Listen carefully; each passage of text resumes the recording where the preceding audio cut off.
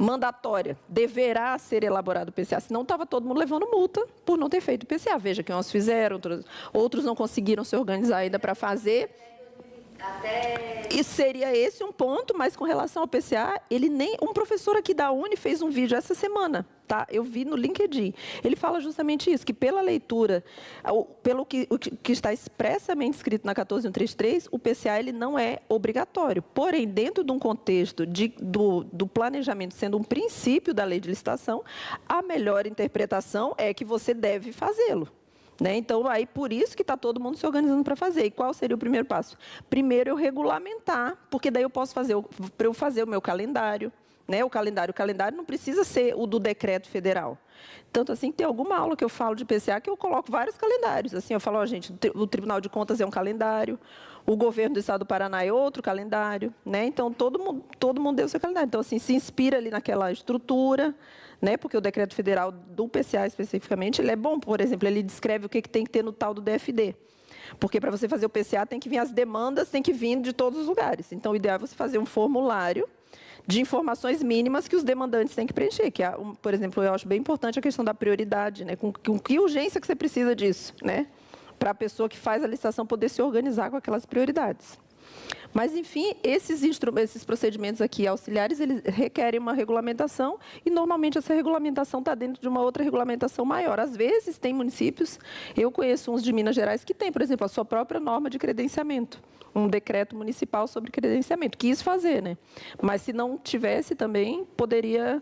E outra, mesmo que não exista, isso é importante, mesmo que não tenha um regulamento, considera-se que o que está na lei é o mínimo necessário para aplicar. Então, mesmo que não tenha regulamento com relação a esses instrumentos auxiliares, eu posso usá-los. Vamos dizer assim, não, mas eu não posso fazer aqui um credenciamento até hoje no meu município porque eu não tenho regulamento. Não é esse o caso. Só o que está na lei lá já basta. E daí como é que você regula o resto? Regula o resto no edital. O que você sentir falta na lei, algum prazo, alguma coisa, fala, mas aí você regula no edital. Considera-se suficiente a regulação do edital para suprir ali o esqueleto ali grande que a lei colocou. Se não for suficiente, no seu edital deve ser detalhe. Os entes têm autonomia para isso.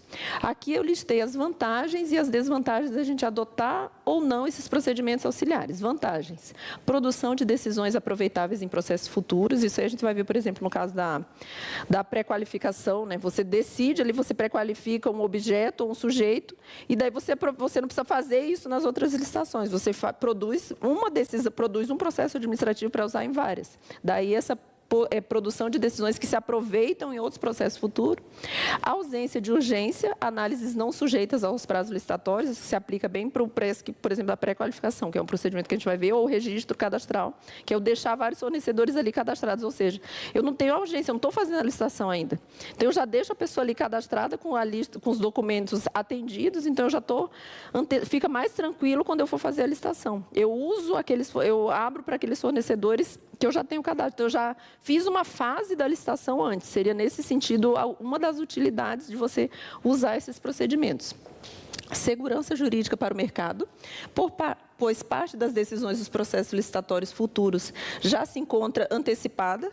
Justamente você já fez o procedimento auxiliar, então a futura contratada, por exemplo, no registro de preço, você já definiu tudo como que vai acontecer. Ela ainda não está contratada, mas ela já tem uma segurança de como que isso vai acontecer. Se acontecer ao longo do prazo de vigência da ata, ela já sabe como está. Mitigação de riscos de decisões contraditórias para licitações similares. Desvantagem, inadequação de decisão adotada em um procedimento auxiliar para todas as licitações ou contratações futuras. Por exemplo, essa característica de desvantagem seria, de novo, ali para um processo de pré-qualificação. Você faz uma pré-qualificação e, às vezes, ela não vai ser adequada para outros procedimentos, então, às vezes, você teve um trabalho ali e não vai aproveitar tanto. Não vai aproveitar para todos os procedimentos, porque sempre pode aparecer um objeto diferente, alguma peculiaridade, daí você não aproveita o que está pré-qualificado, você vai ter que realmente fazer uma licitação específica.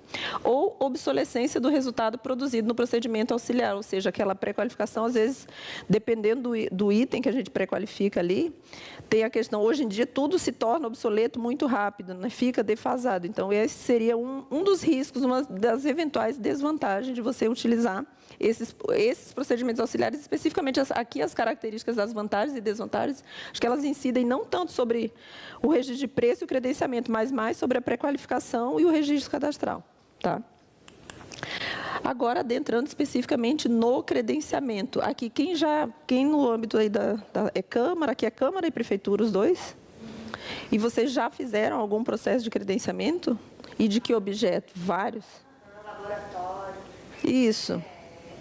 Isso aí... Laboratoriais, aquelas análises clínicas. Certo. De imagem. Agora a gente está fazendo que até comentei com os colegas mais cedo, que é avaliador, laudo técnico de avaliação de imóveis para desapropriação.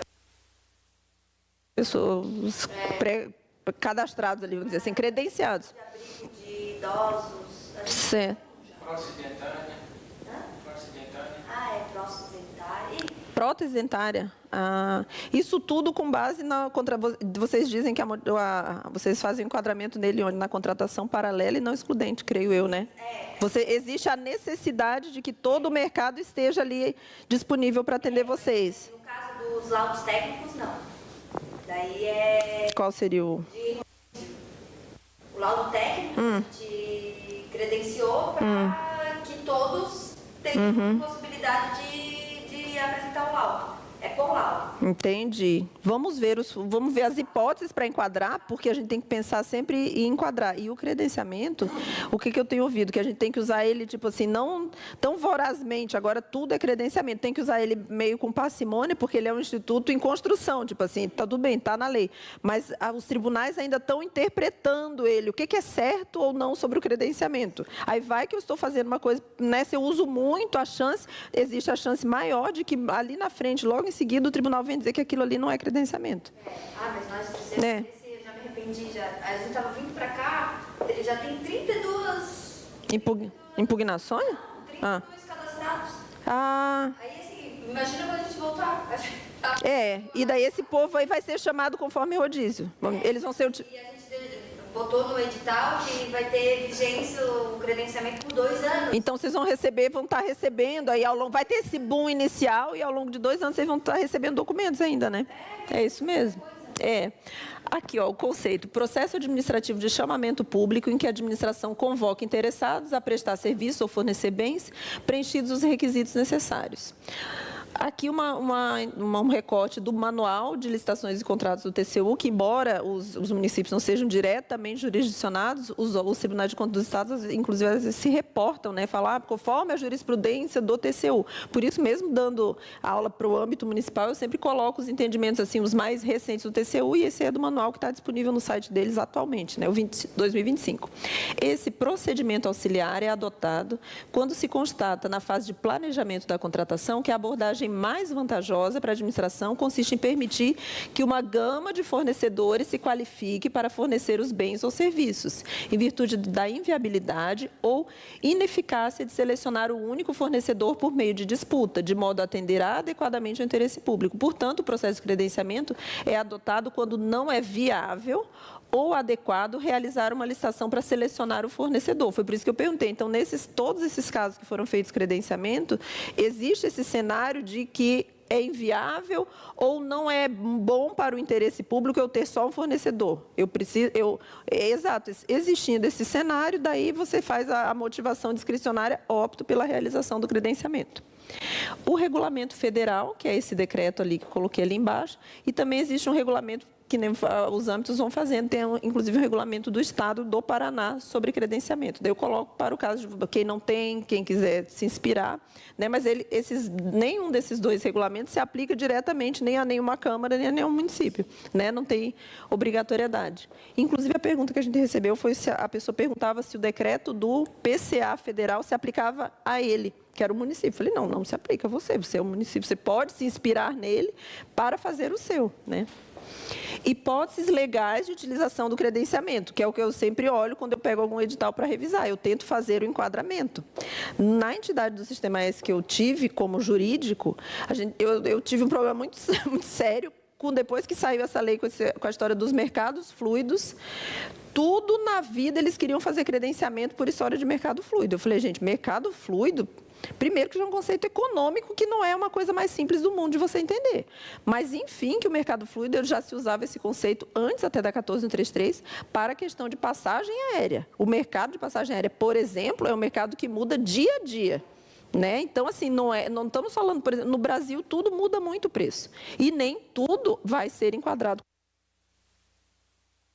O enquadramento do mercado fluido, eu acho que ele é bem, quase o que sobra, assim, é bem excepcional, vamos dizer assim. E na leitura que estavam fazendo lá, o pessoal das licitações lá na entidade que eu estava, eles queriam colocar tudo que sofria aumento era mercado fluido. Eu falei, não, pode ser mercado fluido, não foi pensada tipo, para colocar os objetos que são sujeitos à inflação, que são todos, né, no Brasil, todos, assim, tem uma mudança que é rápida demais, é esquisita, né, mas não chega a ser a hipótese de mercado fluido, para fins de você fazer um credenciamento e dizer, isso aqui é um mercado fluido. Então, as hipóteses que a lei coloca, paralelas, contratações paralelas e não excludentes, que é a mais comum. Aí o do laboratório é... De terceiro. Então, escolha de terceiro, a segunda hipótese ali. Na paralela e não excludente, caso em que é viável e vantajoso para a administração a realização de contratações simultâneas em condições padronizadas. Isso que é importante também, quando você vai fazer o enquadramento nessa hipótese, tem que observar se a forma que você quer que o serviço seja prestado também vai se repetir. É um negócio que é bem padrãozão, quando você tiver um desenho bem padrão que possa ser usado por vários fornecedores. Isso aí também tem que atentar. O atendimento da necessidade da administração impõe a contratação simultânea de múltiplos fornecedores ou prestadores. O objeto da contratação será padronizado. O edital deverá fixar a remuneração dos prestadores, que como o objeto é padronizado, a remuneração também vai ser padronizada também. Exemplo, serviços de manutenção veicular, produtores rurais para fornecimento de hortifruti, prestação de serviço de pagamento de folha por instituição bancária. Segunda hipótese colocada lá na lei, seleção a critério de terceiros, que eu acho que é esse caso que a colega colocou, caso em que a seleção do contratado está a cargo do beneficiário direto da prestação. O beneficiário escolhe o prestador a seu critério, ou seja, esse serviço aí de laboratório, por exemplo, é o típico, né? Que o interesse público é muito melhor atendido se a pessoa vai lá e escolhe o que está mais perto dela, né? Do que você ter um laboratório só e obrigar a cidade inteira a se dirigir, você torna o serviço pior, né? Por isso, então, veja, tem a motivação do interesse público para você enquadrar aí. Exemplo, credenciamento de laboratórios, credenciamento de serviços médicos e, mais recentemente, utilizado para gerenciamento de serviços de VA e VR. Essas contratações de VA e VR, vamos pular, porque elas dão uma aula só para elas, né? Porque como dá problema, né? E daí o credenciamento delas é específico também, que você pode colocar as pessoas para votar, né, para daí escolher só uma, ela rende uma aula só para ela. De acordo com o artigo 79, o credenciamento poderá ser usado nas seguintes hipóteses de contratação. Aí continuamos para aquela hipótese que eu falei, que é mais excepcional. Tanto assim que em sala, eu não me lembro de ter visto ninguém falando de ter feito. A gente fez com o enquadramento nessa hipótese de mercado fluido. Lá em Santa Catarina, né, estava tendo uma discussão bem polêmica, porque eles estavam fazendo combustível, credenciamento de posto de combustível em mercado fluido, né? No tribunal já. Entendeu que nem o combustível que a gente acha que muda um monte, né? Olha aí. Nossa, eu vou atrás dessa... Dizendo que não. Que o combustível varia, mas a variação dele não caracteriza o mercado fluido. Então, pronto. Então, se nem o combustível, quanto mais a alface que queriam fazer ali no ESC, que queria fazer para mim, não, mas o hortifruti está aumentando muito, não sei o quê. Eu falei, mas então joga ele em outro, sei lá, ele quer comprar hortifruti, joga na primeira, contratação paralela e não excludente, sei lá. Mas não venha dizer que é mercado fluido. Eu falei, porque eu não consigo dizer, porque eles querem que o jurídico diga junto, né? Falei, eu não consigo dizer que isso é mais, ó. Então, se nem o combustível, que é uma coisa que está tendo uma oscilação. Então, isso aí é uma boa decisão para a gente incluir aqui. Mercados fluidos. Caso em que a flutuação constante do valor da prestação e das condições de contratação inviabiliza a seleção do agente por meio do processo de licitação. Ou seja, o preço mexe tanto que você não consegue selecionar uma pessoa que vai te garantir um preço parado, né? Gente, é um preço flutuante, vamos dizer assim, né? Um preço flutuante. E o que teve com relação aos combustíveis é mais o período que a gente está vivendo. Ele é o cenário de reequilíbrio econômico-financeiro, né? Tem tido muita necessidade. O que o tribunal lá orientou, né? No último